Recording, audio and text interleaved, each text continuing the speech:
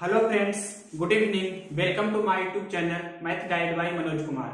आज 5 फरवरी को शिफ्ट 1 में जो एनटीपीसी का एग्जाम हुआ है, तो उसके जो भी क्वेश्चन पूछे गए हैं उसमें 100% रियल क्वेश्चन होंगे। लगभग सभी क्वेश्चंस को आपका सॉल्यूशन देते हैं। देखिए क्वेश्चन नंबर फर्स्ट सिंपल है। a माइनस बी बराबर 5, ए स्क्वायर प्लस बी स्क्वायर बराबर 41, तो a गुना b कितना होगा? तो दोनों तरफ यहाँ पर स्क्वायर कर देंगे, a माइनस बी का होल स्क्वायर और इधर 5 का स्क्वायर। तो a माइनस बी का होल स्क्वायर होता है a square plus b square और माइनस 2ab होता है, और यहाँ पर से 5 का स्क्वायर 25 हो जाएगा, ये माइनस 2ab है। तो अब ध्यान से देखिए, प्रश्न में आपको दिया गया है a square plus b square बराबर 41, तो इतना की जगह पर 41 हमने लिख दिया। प्लस 25 को इस तरफ लाएंगे तो माइनस 25 हो जाएगा, और माइनस 2ab को बराबर किस तरफ लेकर जाएंगे तो प्लस 2ab हो जाएगा। अब ध्यान से आपको यहाँ देखना है, 41 में से 25 घटाइएगा तो कितना हो जाएगा? 16 हो जाएगा। तो 16 बराबर 2ab, तो 2 8 16 कैंसिल कर सकते हैं, मतलब a गुना b बराबर कितना हो गया? 8। यही आपका आंसर हो गया। ये क्वेश्चन नंबर फर्स्ट था। सेकंड क्वेश्चन देखिए, x square minus y square बराबर 243 दिया है, तो इसका फॉर्मूला आप जानते हैं, होता है x plus y into x minus y, इतना बराबर 243।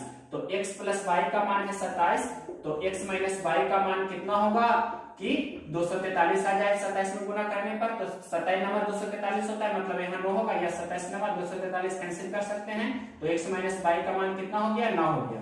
क्वेश्चन मतलब इसका आंसर हो जाएगा 9।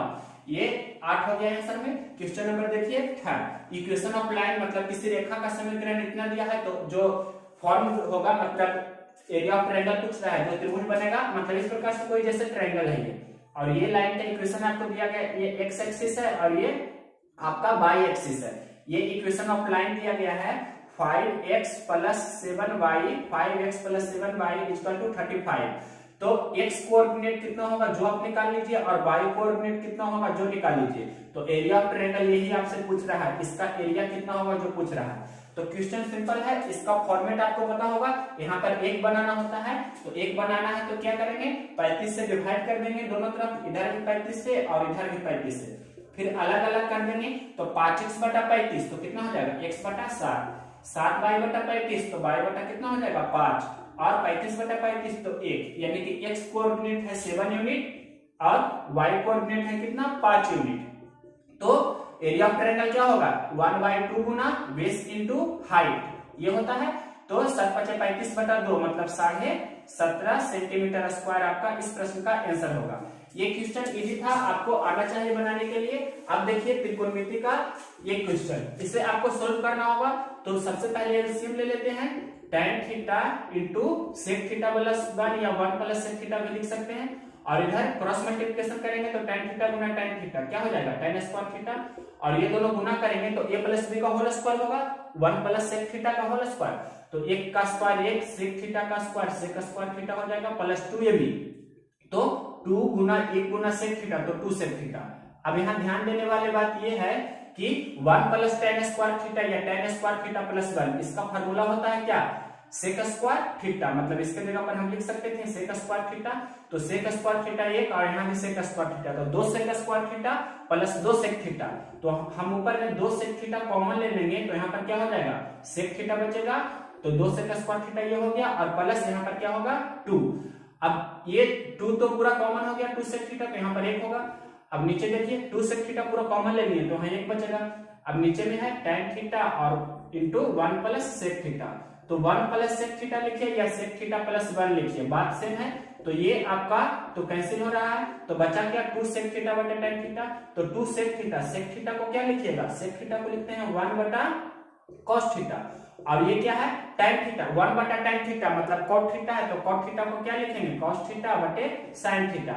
अब देख सकते हैं cos थीटा से cos थीटा कैंसिल, तो 2 बटा sin थीटा को लिख सकते हैं, 1 बटा sin को लिख दीजिए आप cosec थीटा, तो 2 cosec थीटा आपका इस प्रश्न का आंसर हो जाएगा। क्वेश्चन नंबर 4 हो गया। देखिए क्वेश्चन नंबर 5, क्वेश्चन नंबर देखिए 5, ये आपको एलसीएम पूछ रहा है x बाई वाई जेड और जेड एक्स का। x का मान दिया, y का दिया है, z का दिया है, तो सबसे पहले x बाई आपको आना चाहिए। तो x बाई का मान कितना होगा? x गुना y कीजिए, x गुना y, तो 3 पे पावर 2 गुना 3 पे पावर 1 कितना हो जाएगा? 3 पे पावर 3 हो जाएगा। आधार से रहता है तो पावर जुड़ता है, यहाँ 2 पे पावर 2 है और 2 पे पावर 3 है, तो कितना हो जाएगा? 2 पे पावर 3 और 1 4 हो जाएगा। एक्स वाई निकाले उसी प्रकार से वाई जेड का मान निकालिए। तो वाई जेड कितना होगा, वाई गुना जेड, तो 2 के घात 3 है, 2 के घात 2 है, तो 2 के घात कितना हो जाएगा, 3 और 2 5, 3 1 है और 3 यहाँ 2 है, मतलब 3 के घात कितना हो जाएगा, 3 हो जाएगा ना। उसी प्रकार से वाई जेड हो गया। अब जेड एक्स निकालिए, तो जेड एक्स कितना होगा, जेड एक्स निकालिए मतलब इतना गुना इतना कीजिएगा, तो 3 पे पावर 2 गुना 3 पे पावर 2 मतलब 3 पे पावर 4 हो गया, और 2 पे पावर 1 गुना 2 पे पावर 2, तो 2 पे पावर 3 हो गया। अब एलसीएम पूछ रहा है, तो एलसीएम क्या हो जाएगा, एलसीएम का मतलब होता है हाईएस्ट पावर। एलसीएम का मतलब क्या होता है, हाईएस्ट पावर, मतलब मैक्सिमम पावर जिसे बोल सकते हैं। तो 3 का मैक्सिमम पावर कितना है, या 2 का पहले मैक्सिमम पावर देख सकते हैं, तो 2 के घात यहाँ 3 है, यहाँ 2 के घात 5 है, यहाँ 2 के घात 4 है, तो मैक्सिमम ये हुआ, तो 2 के घात 5 ले लिए। अब 3 का मैक्सिमम लेना है, तो 3 के घात यहाँ 3 है, यहाँ भी 3 है, यहाँ 4 है, तो 3 के घात मैक्सिमम 4 है, तो 3 के घात 4 हो जाएगा। यही आपका हो जाएगा क्या, एलसीएम। और अगर इसे एक्सप्लेन कीजिएगा मतलब डिजिट में, तो 2 पे पावर 5 कितना होता है 32, 3 पे पावर 4 कितना होता है 81, और 32 गुना 81 कीजिएगा, जो आपका आंसर आएगा वो हो सकता है, गुना भी करके देख सकते हैं 32 गुना 81 जो होगा, या आंसर इसी फॉर्मेट में दिया रहता है ऑप्शन। इसका आपको मान निकालना है, मतलब सिंप्लीफिकेशन करना है, रूट क्या होगा जो, तो 20 को ऐसा 2 टुकड़ा में तोड़िए कि 1 हो जाए अंतर, तो 5 और 20 होता है, 5 और 4, तो यहाँ पर हम इसे लिख सकते हैं कि x यहाँ पर देखिए 5 और 4 होता है, तो 5 में से 4 घटाएंगे तो प्लस 1 हो जाएगा, तो 4 में से 5 घटाएंगे तो माइनस 1 होगा, यानी कि यहाँ पर हम लिखेंगे x plus 4 into x minus 5, तो यहाँ पर प्लस 4 और माइनस 5, तो 4 में से 5 जाएगा तो माइनस 1 हो रहा है, और प्लस 4 और माइनस 5 तो माइनस 20 हो रहा है, यानी कि x plus 4 into x minus 5 बराबर 0 करेंगे, तो या तो ये फैक्टर आपका ऑप्शन होगा, या रूट पूछेगा तो x का मान माइनस 4 होगा और y का मान क्या होगा, प्लस 5 होगा। जैसा आपका ऑप्शन में रहेगा वो आपका आंसर हो जाएगा। क्वेश्चन नंबर देखिए आपको ये 7, एलसीएम पूछ रहा है 12, 15, 21 का, एलसीएम पूछे या एचसीएफ भी पूछे, तो इसे फैक्टर में करेंगे, तो 4 तिया 12, 5 तिया 15 और 7 तिया 21, तो 3 तो सभी में कॉमन है, तो सबसे पहले तो 3 लिखेंगे। अब उसके बाद क्या करना होगा, 3 लिख दिए तो 3 का काम हो गया। अब 4 है, 5 है, 7 है, इसे भी लिखना होगा, 4 है, 5 है, 7 है, 5 चौके 20 और 7 तिया 21, 21 गुना 20 कितना होगा 420, तो 420 आपका हो जाएगा एलसीएम। अगर जो एचसीएफ पूछे तो एचसीएफ कितना होगा, तो सभी में 3 है, हाईएस्ट कॉमन फैक्टर, तो एचसीएफ हो जाएगा 3 इसका आंसर। क्वेश्चन नंबर देखिए 8, ये 10th क्लास में आप पढ़े होंगे, इंटरनल डिवीजन में आंतरिक विभाजन ये दिया गया है प्रश्न में, ये आपके प्रश्न में है इंटरनल डिवीजन मतलब आंतरिक विभाजन है। तो इस प्रकार के प्रश्न को कैसे बनाते हैं, आपको ये रूल पता होगा। यहाँ पर हम लिख रहे हैं कि अगर जो इसे हम x1 y1 मानते हैं और इसे इस बिंदु को x2 y2 मानते हैं, और ये अगर जो m is to n में रहता है तो इसका नियामक मानिए कि xy है, तो mx2 और nx1 इस प्रकार से होता है, मतलब x कोऑर्डिनेट होता है mx2 प्लस nx1 बटे m प्लस n, और y कोऑर्डिनेट क्या होता है my2 प्लस ny1 बटे m प्लस n। इस प्रकार से आपका p का नियामक निकलता है x और y जो होता है दोनों का वैल्यू। तो उसी प्रकार से ये आपको थ्योरी बताए हैं, इसी का यूज करके बनाना है। तो mx2 मतलब 1 से गुना करेंगे पहले इसमें, जैसे लिखा mx2 मतलब m से इसमें गुना कर रहे हैं तो 1 गुना 7 हमने लिखा, प्लस nx1 मतलब इससे इसमें गुना करेंगे मतलब 2 गुना 2, इस प्रकार से किया, और नीचे m प्लस n मतलब 1 प्लस 2। अब यहाँ पर देखिए कॉमा y वाला क्या लिखेंगे my2 मतलब my2 का मतलब क्या हो गया 9, तो 1 गुना 9 प्लस ny1 मतलब ny1 यानी कि 2 गुना 4 बटे m प्लस n यानी कि 1 प्लस 2। अब ये हल कीजिए जो आंसर आएगा, तो डायरेक्ट लिख देते हैं 2 दूनी 4, 7 4 11 बटा 3 हो गया, और ये 9 4 दूनी 8, 8 और 9 कितना हो गया 17 बटा 3, यही आपका ऑप्शन में होगा, तो ये आंसर होगा। क्वेश्चन नंबर देखिए 9, क्वेश्चन नंबर देखिए 9, एक एरिया मतलब किसी भी ट्रायंगल में एबीसी में आपको ये कंडीशन दिया गया है, तो इसका मान क्या होगा वो पूछ रहा है। तो सबसे पहले एक ट्रायंगल पार लेते हैं जिसमें आपको इस प्रकार का कंडीशन दिया गया है। तो यहाँ पर से आप ये हमेशा राइट एंगल ट्रायंगल में होता है, तो आपको राइट एंगल ट्रायंगल ही पारना होगा, यानी कि समकोण त्रिभुज। तो समकोण त्रिभुज हम यहाँ पर ड्रा किए। समकोण त्रिभुज में आपको दिखना चाहिए कि ये 90 डिग्री होता है, तो प्रश्न में लिखा है नहीं कि कौन 90 डिग्री है, तो हम यहाँ पर से अपने मन से यहाँ पर A मान लेते हैं, इसे B मान लेते हैं और इसे C मान लेते हैं, कोई भी मान सकते हैं जैसे भी हो।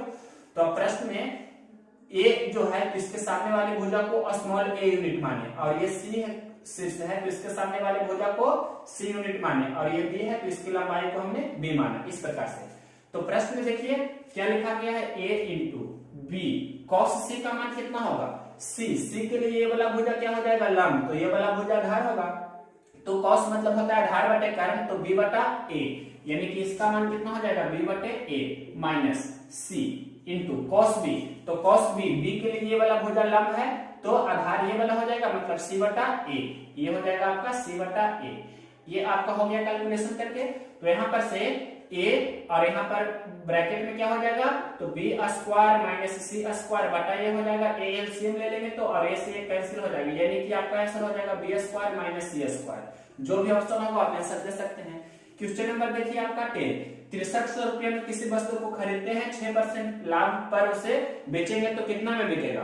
तो ऐसे क्वेश्चन को आप ऐसे बनाते होंगे ना कि डायरेक्ट इस प्रकार से लिखते हुए 6300 और गुना 6% लाभ है तो 106 बटा 100, और ये 100 से 100 दो जीरो कैंसिल हो जाएगा तो 63 गुना 106 करेंगे, वही आपका आंसर हो जाएगा।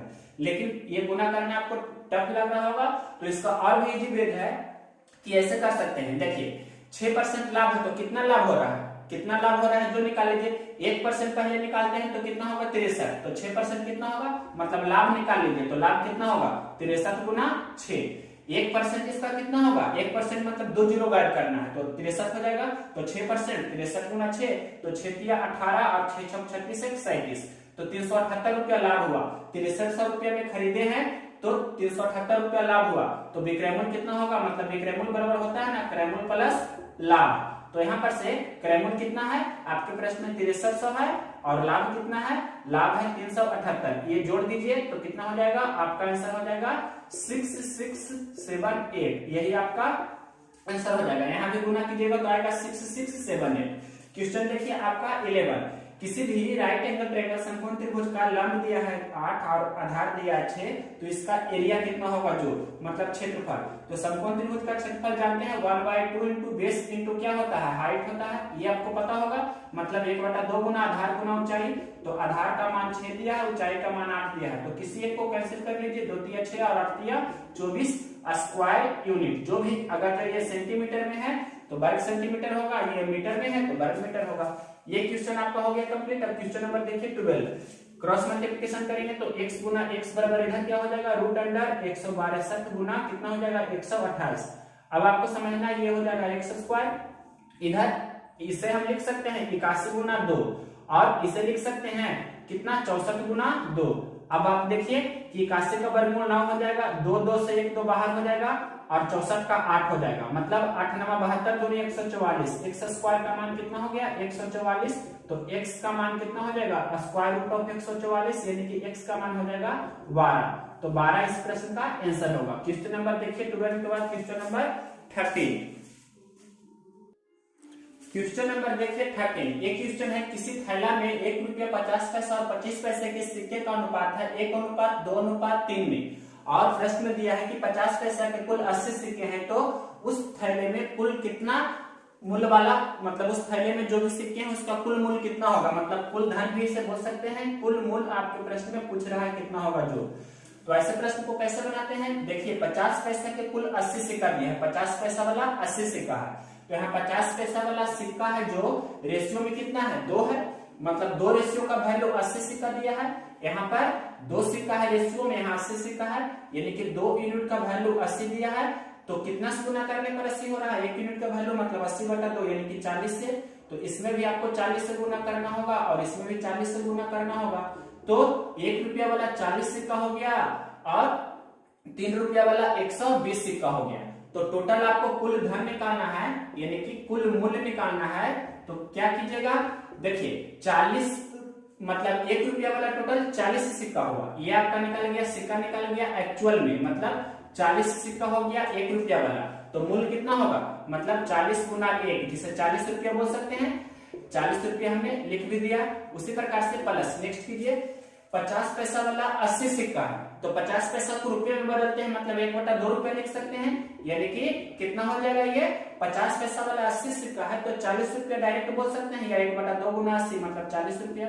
अब देखिए 25 पैसा वाला टोटल 120 सिक्का है, तो 25 पैसा का मतलब 1/4 रुपया, तो 1/4 गुना 120 मतलब 30 रुपया। तो या ऐसे भी बोल सकते हैं कि 25 पैसा वाला 120 सिक्का है, तो इसका चौथाई होगा रुपया, मतलब 4 से भाग देंगे तो 30 रुपया आपका हो जाएगा। 40 40 80 और 20 100 और 10 मतलब 110 रुपया आपका इस प्रश्न का आंसर होगा कुल मूल। ये आपका फाइनल आंसर हो गया। नेक्स्ट क्वेश्चन देखिए, क्वेश्चन नंबर आपका 16।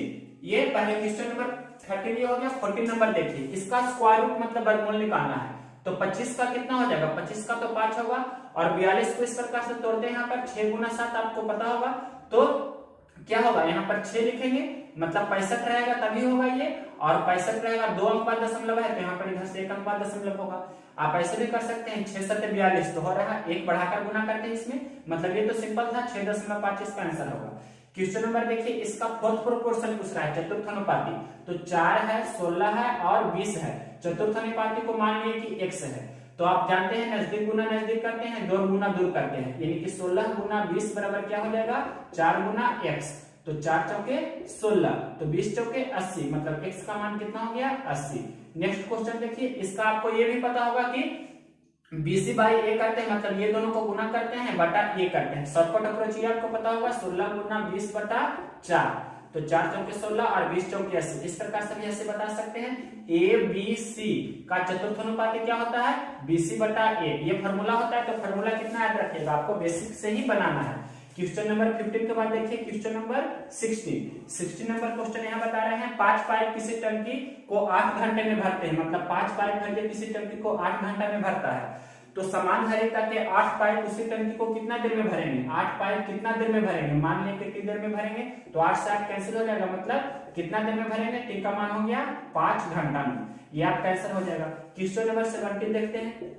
17 नंबर क्वेश्चन है, किसी वस्तु को मूल्य में पहले 20% की वृद्धि की जाती है, फिर 10% की कमी की जाती है, तो उस वस्तु का मूल्य पर क्या प्रभाव पड़ेगा।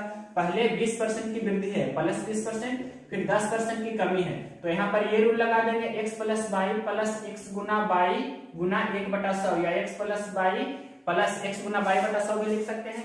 तो सिंपल है, मतलब 20 माइनस 10 और माइनस 20 गुना 10 बटा 100। इसे हल कर दीजिएगा तो पहले 20 में से 10 जाएगा तो 10 और ये 2 हो जाएगा, तो 10 में से 2 जाएगा मतलब 8 हो गया। तो 8 आया क्या प्लस में, प्लस का मतलब क्या हो जाएगा कि वृद्धि, या बोल सकते हैं 8% क्या हो रहा है, वृद्धि। ऑप्शन में जो रहेगा। ये आपका क्वेश्चन नंबर 17 है। देखिए क्वेश्चन नंबर 18। क्वेश्चन नंबर देखिए 18 नंबर क्वेश्चन क्या कह रहा है, आपके प्रश्न में मीडियन यानी कि माध्यिका 5 दिया है, मीन यानी कि माध्य 4 दिया है, तो बहुलक यानी कि मोड पूछ रहा है। तो बहुलक बराबर आप फॉर्मूला जानते हैं कि 3 गुना माध्यिका माइनस 2 गुना माध्य, ये फॉर्मूला होता है, आपको ये आना चाहिए। इंग्लिश में इसे लिखेंगे तो 3 times of median minus 2 times of mean, या एवरेज भी इसे बोलते हैं, आपको ये मालूम रहना चाहिए। एवरेज को ही हिंदी में औसत भी बोलते हैं या माध्य भी बोलते हैं। तो 3 गुना माध्यिका मतलब 3 गुना माध्यिका कितना है 5, माइनस 2 गुना माध्य, तो माध्य कितना है 4, तो 5 या 15 में से 8 घटाएंगे मतलब 7। इस प्रश्न का आपका आंसर होगा। क्वेश्चन नंबर देखिए 19 नंबर क्वेश्चन है, बहुत ही इजी क्वेश्चन है। क्वेश्चन बोल रहा है कि मतलब कोई व्यक्ति है जो 9 घंटा में 61 किलोमीटर की दूरी तय करता है। कोई व्यक्ति है जो 9 घंटा में 61 किलोमीटर की कुल दूरी तय करता है, और वह मतलब कुछ दूरी पैदल चाल से 4 के स्पीड से चलता है और कुछ दूरी साइकिल से 9 के स्पीड से चलता है। तो प्रश्न पूछ रहा है कि वह पैदल कितना दूर चला। प्रश्न दिया है पैदल के स्पीड से, मतलब पैदल चाल से वह चल रहा है और साइकिल से चल रहा है। तो यहाँ आपको ध्यान देना है कि पैदल से चल रहा है तो कितना स्पीड से चल रहा है, 4 किलोमीटर प्रति घंटा के स्पीड से पैदल चाल से चलता है, और साइकिल के स्पीड से साइकिल से चलता है तो 9 किलोमीटर प्रति घंटा का स्पीड से चलता है। इसमें एवरेज लगा देते हैं, मतलब एलिगेशन लगा सकते हैं इसको। तो 9 घंटा, अब टोटल दूरी 61 किलोमीटर है जो 9 घंटा में तय करता है। कुल दूरी है 61 किलोमीटर जो 9 घंटा में चलता है, तो 1 घंटा में कितना चलेगा, मतलब 1 घंटा में 61 बटा 9 किलोमीटर प्रति घंटा ये कुल दूरी तय करेगा, मतलब 61 किलोमीटर की दूरी 61 बटा 9 किलोमीटर प्रति घंटा के स्पीड से तय करेगा। तो यहाँ पर से एलिगेशन लगाइए, एलिगेशन लगाएंगे तो यहाँ पर से ये मतलब 9 माइनस 61 बटा 9, और ये इधर घटाएंगे तो क्या हो जाएगा 61 बटा 9 में से घटा देंगे 4, अब जो भी घटा कराएगा आप देखिए, तो ये आपको 0 निकल कर आएगा। टाइम का रेशियो आता है, मतलब किलोमीटर प्रति घंटा है तो घंटा वाला मान यहाँ रेशियो में आएगा। तो 9 9 81 में से 61 घटाइएगा तो कितना होगा, 81 में से 61 घटा देंगे तो 20 हो जाएगा ना, तो 20 बटा ये 9 हो जाएगा रेशियो। ये 9 चौके 36, 61 में से 36 आप घटाइएगा तो 11 में से 6 जाएगा, 5 में से 3 जाएगा तो 25 आएगा। तो यहाँ पर कितना हो जाएगा, 25 बटा 9। अब 9 से 9 कैंसिल हो जाएगा, 5 चौके 20 और 5 25, यानी कि 4 अनुपात कितना हो गया, 5। तो ये आपका क्या हो जाएगा, समय का रेशियो, जिसे आप टाइम भी बोल सकते हैं। टाइम का रेशियो हो गया 4:5, यानी कि 4 किलोमीटर प्रति घंटा 4 घंटा में चलता है। तो यहाँ पर इसमें 4 से गुना कर देंगे, मतलब 4 घंटा, तो ये कितना हो जाएगा, 4 चौके 16 किलोमीटर पैदल दूरी तय किया। ये आपका आंसर हो गया। अगर तो साइकिल से कितना दूरी तय किया पूछे तो 5, मतलब 9 किलो, मतलब 1 घंटा में 9 किलोमीटर, तो 5 घंटा में, मतलब इसमें कितना से गुना करना होगा, 5 से। 1 घंटा में 9 किलोमीटर, तो 5 घंटा में 9 बचे 45 किलोमीटर। आप चेक करके देख सकते हैं कि 16 किलोमीटर और 45 किलोमीटर के जोड़ेंगे तो कितना हो रहा है, 61, 6 5 11, 5 1 6, 61 किलोमीटर हो रहा है। मतलब 61 किलोमीटर आपके प्रश्न में दिया था, यानी कि मेरा 16 किलोमीटर है जो पैदल दूरी है और साइकिल से है जो 65 किलोमीटर है। कैसे बनाए, एलिगेशन का यूज करके। क्वेश्चन नंबर 19 के बाद देखिए क्वेश्चन नंबर 20 नंबर क्वेश्चन भी बहुत ही अच्छी क्वेश्चन है, आपको इसे सिर्फ समझना है। क्वेश्चन बोल रहा है कि P और Q या A और B कोई भी दो व्यक्ति है जिसका वर्तमान समय का युग दिया है आपके प्रश्न में। वर्तमान समय को हम 0 से लिखते हैं। वर्तमान समय में कितना दिया है, दोनों का अनुपात 7:5 है। और आगे प्रश्न में लिखा है 5 वर्ष पहले P और Q का योगफल था दोनों का 50 वर्ष। 5 वर्ष पहले, तो -5 लिखते हैं। P और Q का आयु का योगफल कितना था, 50 वर्ष। 5 वर्ष पहले दिया है 50 वर्ष, तो प्रश्न में दिया है वर्तमान समय का अनुपात। तो हमने आपको प्रॉब्लम बेस्ड नॉलेज का पूरा कंप्लीट वीडियो, मतलब पार्ट बाय पार्ट थ्योरी सहित बताया हुआ है। किरण बुक एसएससी किरण 9195 और 10,500 प्लस सभी का सॉल्यूशन प्रॉब्लम बेस्ड नॉलेज से दिए हुए हैं। तो उसका आप देख सकते हैं, पूरा कंप्लीट थ्योरी है और आपको प्रैक्टिस के लिए किरण बुक का यूज भी किए हैं। तो यहाँ पर से प्रश्न में आपको जब भी जिस समय का अनुपात दिया रहता है तो निश्चित राशि भी उसी समय में दिया रहना चाहिए, ऐसा रूल बताया है। तो अनुपात दिया है वर्तमान समय का, जबकि यहाँ निश्चित राशि है 5 वर्ष पहले का। तो हमें वर्तमान समय में जाना होगा। तो 5 वर्ष पहले P और Q का योगफल है 50 वर्ष, तो वर्तमान समय में कितना होगा, मतलब दोनों में 5 5 हमें जोड़ना होगा। तो 5 5 कितना, मतलब 5 दूनी 10 जोड़ेंगे तो एक ही बार मतलब कितना हो जाएगा, 60 वर्ष। यानी कि वर्तमान समय में P और Q का योगफल कितना है, 60 वर्ष। यहाँ P और Q का योगफल वर्तमान समय में कितना है, 7 5 12 यूनिट, मतलब 12 यूनिट का वैल्यू कितना दिया है, 60 वर्ष। तो 1 यूनिट का वैल्यू कितना हो जाएगा, 5 वर्ष, मतलब 5 से आप गुना करेंगे तो वर्तमान समय में आप चला जाएगा। तो 7 5 35 वर्ष हो गया P का आयु, और ये 5 25 वर्ष हो गया Q का आयु। तो आपसे प्रश्न में क्या पूछ रहा था, आपको प्रश्न में पूछ रहा था कि P का वर्तमान आयु कितना है। तो P का वर्तमान आयु हो जाएगा 35 वर्ष, Q का पूछता तो 25 वर्ष। जो भी पूछे आप बता सकते हैं। क्वेश्चन नंबर आपका ये था 20। अब देखिए क्वेश्चन नंबर 21 नंबर क्वेश्चन बता रहे हैं।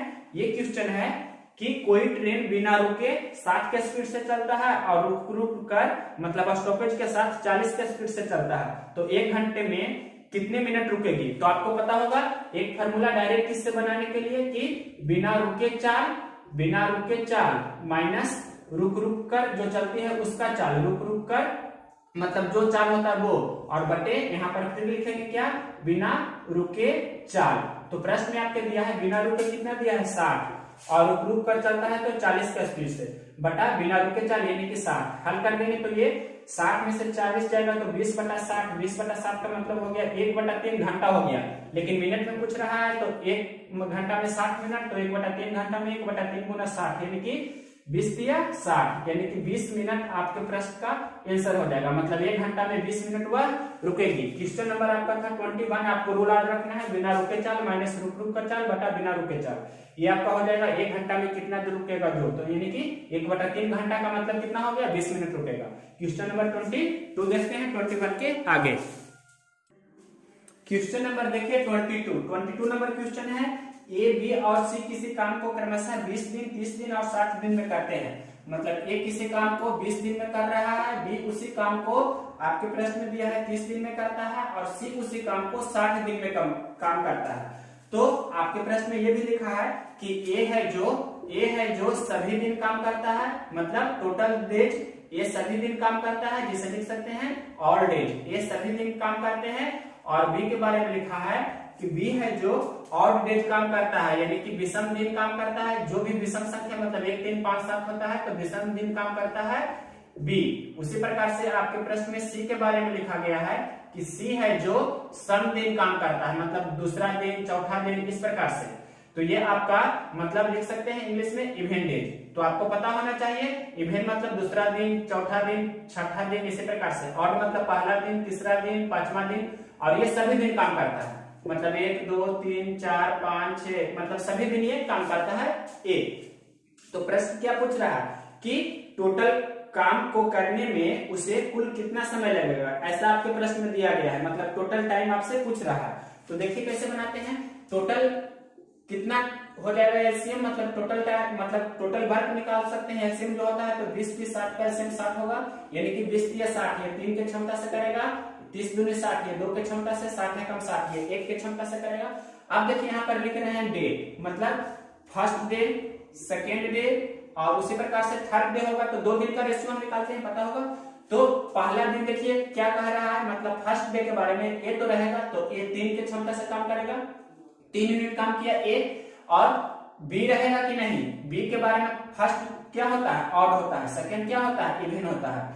तो आपको पता होना चाहिए कि बी है जो विषम दिन काम कर रहा है, तो यहाँ पर बी रहेगा, मतलब बी कितना यूनिट काम कर रहा है, 2 यूनिट काम कर रहा है, मतलब पहला दिन 5 यूनिट काम होगा, पहला दिन 5 यूनिट काम होगा। अब दूसरा दिन देखते हैं, तो दूसरा दिन ए तो रहेगा, तो ए कितना यूनिट काम करता है, 3 यूनिट काम करता है। और दूसरा दिन है जो सम संख्या है, तो सम संख्या है तो ये बी तो नहीं रहेगा, सी रहेगा, तो सी कितना यूनिट काम कर रहा है, सी 1 यूनिट काम कर रहा है। तो दूसरा दिन कितना यूनिट काम हुआ, 4 यूनिट काम हुआ। तो टोटल 2 दिनों में, पहला दिन और दूसरा दिन, यानी कि 2 दिनों में 2 डे में कितना यूनिट काम हुआ, तो 5 4 9 यूनिट का काम हो गया, 2 दिनों में 9 यूनिट का काम हो गया ना। तो देखिए आपको जाना है 60 के करीब, तो 9 में कितना से गुना कर देंगे, 9 6 54, 9 7 63, तो 6 से गुना करना होगा, मतलब 54 यूनिट का काम आपका हो गया कितना दिन में। इधर भी 2 दिन है तो 6 से गुना कर देंगे, इधर भी, इधर 6 से गुना किए हैं तो इधर भी 6 से गुना करेंगे, यानी कि 12 दिन तक काम हो गया है आपका 54 यूनिट। अब फिर पहला दिन आएगा, कौन कौन पहला दिन रहेगा, पहला दिन इसी प्रकार से 5 यूनिट काम होगा, मतलब ए रहेगा और विषम वाला यानी कि बी रहेगा। यहाँ पर लिख सकते हैं ए है और बी है, यहाँ कौन है, ए है और ए 1 यूनिट कौन कर रहा है, सी, मतलब ए है और सी है। तो ए और बी पहला दिन रहेगा, तो पहला दिन 5 यूनिट काम और हो जाएगा, तो यहाँ पर 1 दिन मतलब और कम हो गया। अब देखिए यहाँ पर ध्यान से आपको समझना है, तो 9 6 54 और 5 मतलब कितना काम हो गया, 54 और 5 यानी कि 59 यूनिट काम आपका हो गया। तो बचा 1 यूनिट काम, तो 1 यूनिट काम मतलब पहला दिन कौन काम कर रहा है, फिर यानी कि इसके बाद कौन आएगा, तो इसके बाद बी और सी आएगा, तो बी और सी मतलब 4 यूनिट काम कर रहा है ना। तो ये आपका मतलब जो भी 1 यूनिट काम बचा है, तो 1 यूनिट काम अगला बार ये आएगा, यानी कि यहाँ पर 1/4 लिख सकते हैं डायरेक्ट, 1/4 यानी कि 6 दूनी 12 1 13.1/4 आपका दिन इस प्रश्न का आंसर हो जाएगा। टोटल 60 यूनिट काम होगा 13.1/4। ये क्वेश्चन नंबर आपका था, जो भी होगा क्वेश्चन नंबर 22 हमने दिया है। अब देखिए क्वेश्चन नंबर 23 नंबर क्वेश्चन यहाँ बता रहे हैं, ये बोल रहा है कि area of triangle is 150 square centimetre and length is 15 centimetre, मतलब किसी रेक्टेंगल है, इसका एरिया आपके प्रश्न में दिया है 150 सेंटीमीटर स्क्वायर और इसका लेंथ दिया गया है आपके प्रश्न में 15 सेंटीमीटर। तो ब्रेथ आप निकाल सकते हैं, ब्रेथ कितना होगा 150/15, यानी कि ब्रेथ आपका हो जाएगा 10 सेंटीमीटर। अब प्रश्न में लिखा है लेंथ को 4/3 करने पर नया परिमाप क्या होगा। ब्रेथ के बारे में कुछ नहीं कर रहा है, मतलब ब्रेथ आपका कितना है, चौड़ाई 10 सेंटीमीटर है, लेकिन लेंथ बोला है कि 4/3 करने पर, पहला 15 है तो 15 का 4/3 कितना होगा, 3 5 15, यानी कि लेंथ हो गया 20 सेंटीमीटर। तो इसका पेरीमीटर क्या हो जाएगा, पेरीमीटर बराबर होता है 2 इंटू लंबाई प्लस चौड़ाई, यानी कि 2 इंटू लंबाई हो गया 20 प्लस चौड़ाई हो गया 10, तो 20 और 10 कितना होता है, 20 और 10 30 होता है, मतलब 2 गुना 30 यानी कि 60 सेंटीमीटर आपका इस प्रश्न का आंसर हो जाएगा। पेरीमीटर इसका पूछा है जब लंबाई को 4/3 गुना करते हैं तो। क्वेश्चन नंबर 23 के बाद देखिए यही बता रहे हैं क्वेश्चन नंबर 24 नंबर क्वेश्चन बहुत ही अच्छी क्वेश्चन है, आपको इसमें भी ज्यादा सोचना नहीं है, एसआई और सीआई का क्वेश्चन है। क्वेश्चन बोल रहा है कि सीआई की दर से कोई धन 3 वर्ष में 8 गुना हो जाता है, तो किस रेट से हुआ 8 गुना हो रहा है, मतलब आपका दर पूछ रहा है प्रश्न में। 3 वर्ष में 8 गुना हो रहा है, प्रश्न दिया है कोई धन सीआई के दर से 3 वर्ष में 8 गुना हो रहा है, मतलब P फॉर मूलधन मतलब प्रिंसिपल और A फॉर अमाउंट यानी कि मिश्र धन। यहाँ पर लिख देते हैं कोई धन है जो 3 वर्ष में, ये प्रश्न लिखा है 3 वर्ष में 8 गुना हो जाता है। पहले 1 यूनिट था तो अब हो गया 8 यूनिट। तो आपको पता होना चाहिए कि 1 वर्ष का सीआई और एसआई बराबर होता है। तो 3 वर्ष है तो 1 वर्ष में जाएंगे तो क्या होगा, इसका भी क्यूब रूट करना होगा और इसका भी क्यूब रूट करना होगा, मतलब 1 का घनमूल 1 और 8 का घनमूल 2 होता है। यानी कि 1 वर्ष का एसआई और सीआई बराबर होता है। ये 3 वर्ष के बारे में लिखा था तो 1 वर्ष का सीआई बोलिए या एसआई बोलिए, मतलब 1 रुपया मूलधन है, 2 रुपया मिश्र धन है, तो ब्याज कितना हुआ, ब्याज बराबर होता है मिश्र धन माइनस मूलधन, यानी कि 1 रुपया ब्याज हुआ, 1 रुपया ब्याज हुआ, मतलब दोनों का डिफरेंस होता है जो ब्याज होता है, ये दोनों का डिफरेंस होता है मतलब अंतर होता है, जिसे ही बोलते हैं ब्याज। ब्याज यहाँ पर सीआई भी हो सकता है, एसआई भी हो सकता है। तो देखिए 1 वर्ष के लिए सीआई एसआई सेम होता है, तो 1 ब्याज है मूलधन पर, मतलब 1 पर दर निकालने के लिए क्या करते हैं 100 से गुना करते हैं, तो 1/1 गुना 100 यानी कि 100% आपका क्या होगा, रेट होगा। तो इस प्रकार से आपका आंसर होगा 100% क्वेश्चन नंबर 24 का। देखिए क्वेश्चन नंबर 25, क्वेश्चन नंबर देखिए 25, किसी वस्तु का अंकित मूल्य 9,000 रुपया है, 20% डिस्काउंट दे रहे हैं, तो यदि जो प्राइस को मतलब मूल्य को 10% से बढ़ाते हैं तो नया प्राइस कितना होगा, नया मूल्य क्या होगा जो पूछ रहा है। तो प्रश्न दिया है अंकित मूल्य 9,000 है, 20% का डिस्काउंट है, तो 10% डिस्काउंट रहता है तो 10% का मतलब कितना हो जाता है 900 डिस्काउंट है, 20% डिस्काउंट का मतलब 18% डिस्काउंट है, तो 900 में से 1800 घटा देंगे तो 7200 बचेगा, यानी कि आपका सेलिंग प्राइस हो जाएगा, जो भी प्राइस हो जाएगा कितना 7200 हमने कैसे लाया है, इसके 2 तरीका आपको बता सकते हैं। पहला कि 900 में से हमने क्या किया है, ये घटा दिए हैं, डिस्काउंट कितना हुआ 10% मतलब कितना 900, तो 900 गुना 2, मतलब इस प्रकार से 1800 हमने घटाया तो 7200 आया। या आप ऐसे भी कर सकते हैं इसे कि 9,000 ना मतलब 20% डिस्काउंट है तो 80% पर बेचा है तो 80/100 कर सकते हैं, तो इस प्रकार से 7200 भी आया।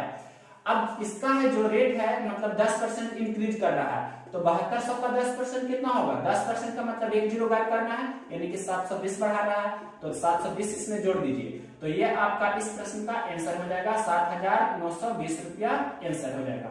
क्वेश्चन नंबर देखिए 26 नंबर क्वेश्चन है, ए और बी किसी काम को 40 दिनों में पूरा करते हैं। ए और बी है जो किसी काम को 40 दिनों में पूरा करते हैं, और प्रश्न में दिया है कि बी अकेले उस काम को 60 दिनों में पूरा करते हैं। तो आपको बताना है कि ए अकेला कितना दिनों में उस काम को पूरा करेगा, यही आपका क्वेश्चन है। तो आपको ये सिंपल क्वेश्चन लगता होगा, कैसे सिंपल है, जो देखिए 40 और 60 का एलसीएम कितना हो जाएगा, 4 और 6 मतलब 12, तो 120 हो जाएगा। तो 40 के 20 से ए और बी 3 यूनिट के, ए और बी मिलकर 3 यूनिट के साथ काम करता है, तो 60 दूनी 120, बी है जो मतलब 2 यूनिट के साथ काम करता है, तो अकेला बी ए का क्षमता कितना हो जाएगा, ए का क्षमता निकालने के लिए क्या करेंगे, 3 यूनिट में से 2 यूनिट घटा देंगे, यानी कि 1 यूनिट है जो ए का क्षमता है, तो ये अकेला 120 यूनिट काम करेगा एक के क्षमता से, तो कितना दिन लगेगा 120 दिन लगेगा। ये सिंपल क्वेश्चन था, आप इसे बना सकते थे। क्वेश्चन नंबर 26 है, आप देखिए क्वेश्चन नंबर 27 नंबर क्वेश्चन भी इजी है। किसी शहर की वर्तमान जनसंख्या 50,000 है और 10% की दर से उस शहर की जनसंख्या में वृद्धि हो रही है, तो 2 वर्ष बाद उस शहर की जनसंख्या कितनी होगी। तो 10% की दर से वृद्धि हो रहा है, मतलब 50,000 पहले शहर की वर्तमान जनसंख्या है, 10% से बढ़ रहा है ना, तो 10% से बढ़ना मतलब 110% हो रहा है, तो 110/100 2 वर्ष के लिए हो रहा है, 1 वर्ष बढ़ता तो इतना ही रहने देते, 2 वर्ष बढ़ रहा है तो एक बार और लिखेंगे 110/100, तो इसे हल कर लीजिए, वही आपका आंसर हो जाएगा। 2 जीरो से इस प्रकार से 4 जीरो हम कैंसिल कर देते हैं, 11 गुना 11 121, 121 गुना 5, तो 1 × 5 = 12 × 5 = 60, और ये 2 जीरो, इस प्रकार से आपका आंसर हो जाएगा। इसका दूसरा कंसेप्ट होता है मेथड 2, ऐसे भी बना सकते हैं कि 10% आपको वृद्धि दिया है, तो 10% वृद्धि मतलब 1/10 की वृद्धि, यानी कि 10 से 11 हो रहा है, तो पहला साल के लिए ये हो गया फर्स्ट ईयर के लिए, लेकिन सेकेंड ईयर के लिए भी 10 से 11 मतलब सेम रेट से बढ़ रहा है, तो 10 10 100 से हो रहा है, 11 11 121, तो 100 यूनिट का वैल्यू आपके प्रश्न में कितना दिया है, 50,000 दिया है, तो 121 यूनिट का वैल्यू कितना होगा, तो 100 यूनिट का वैल्यू 50,000 है, यानी कि कितने से गुना हो रहा है, 500 से गुना हो रहा है, तो 121 में भी 500 से गुना करेंगे तो 1 5 5 12 5 60, यानी कि 60,500 2 वर्ष बाद उस शहर की जनसंख्या हो जाएगी। ये क्वेश्चन नंबर आपका था 27। अब तो क्वेश्चन नहीं है शायद, फिर भी देख लेते हैं एक बार। ये क्वेश्चन नंबर आपका कितना हो गया, 27। 2 क्वेश्चन और है, यहाँ पर बता देते हैं। क्वेश्चन नंबर 28 नंबर क्वेश्चन इस प्रकार से लिखा गया है, 5/100 प्लस 2/5 माइनस 6/25। इसे आपको डेसिमल में लिखना है। तो देखिए 5 डेसिमल में लिखेंगे तो 5/100 को लिख सकते हैं 0.05 प्लस 2/5 है, तो 5 को मतलब 10 बना लेंगे तो 2 से ऊपर नीचे गुना कर देते हैं, तो 4/10 का मतलब कितना हो गया 0.4। अब 6/25 है, तो 25 को 100 बना देते हैं, तो 4 से गुना कर दीजिए, तो 24/100 मतलब कितना हो जाएगा 0.24। अब इसे जोड़ दीजिए इस प्रकार से, यहाँ सिंपल वे में 0.05 0.4 और 0. कितना है 24 जोड़ देंगे तो 549 हो जाएगा, 426 हो जाएगा, मतलब 0.69 इस प्रश्न का आपका आंसर हो जाएगा। ये क्वेश्चन नंबर आपका था 28। अब जो भी क्वेश्चन, एक क्वेश्चन और है कि ये इजी क्वेश्चन है कि 2/5 गर्ल है और 3/5 बॉय है, इस प्रकार से आपके प्रश्न दिया है। तो यहाँ हम बता देते हैं क्वेश्चन नंबर ये आपका हो जाएगा 28 और ये हो जाएगा आपका 29। तो 29 यहीं पर देख लीजिए, फिर इस वीडियो को एंड करते हैं। दिया है कि 2/5 गर्ल बराबर है 3/5 बॉय, 3/5 है जो बॉय है। तो यदि गर्ल आपके प्रश्न में दिया गया है कि गर्ल कितना दिया गया है आपके प्रश्न में, गर्ल है टोटल कितना 2/5 है, गर्ल है 2/5, तो बॉय कितना होगा जो पूछ रहा है। तो सिंपल क्वेश्चन है, देखिए कैसे बनाते हैं। पहले 5 से 5 कैंसिल हो जाएगा, मतलब गर्ल और बॉय का रेशियो कितना हो जाएगा 3:2। तो आपको दिख रहा होगा क्लियर कि 3 रेशियो का वैल्यू कितना दिया है 2/5, 3 रेशियो का वैल्यू कितना है 2/5। तो एक मतलब ऐसे लिख सकते हैं भैया कि 3 रेशियो का वैल्यू कितना है 2/5, तो 1 रेशियो का वैल्यू कितना हो जाएगा 2/5 गुना 1/3, इस प्रकार से भी लिख सकते हैं, यानी कि 2/15। तो 1 रेशियो का वैल्यू 2/15 है, मतलब इसमें 2/15 से हम गुना कर रहे हैं, या करके देख सकते हैं 3 में 2/15 से गुना कीजिएगा तभी होगा 2/5। तो 2 यूनिट का वैल्यू कितना होगा, मतलब इसमें भी 2/15 से गुना करेंगे, मतलब 4/15 आपका बॉय की संख्या हो जाएगा। तो क्वेश्चन नंबर 29 तक हमने कवर किया और DI का क्वेश्चन होगा। तो इस वीडियो को अभी यहीं खत्म करते हैं। अगर यह वीडियो पसंद है तो इसे लाइक करें और शेयर करें। 5 फरवरी 2021 का शिफ्ट 1 हमने कंप्लीट किया है, शिफ्ट 2 भी मॉर्निंग या 12 बजे तक कल अपलोड कर देंगे। तो यह वीडियो अगर जो आपको पसंद है तो इसे शेयर करें और लाइक करें, मेरे चैनल को सब्सक्राइब भी करें।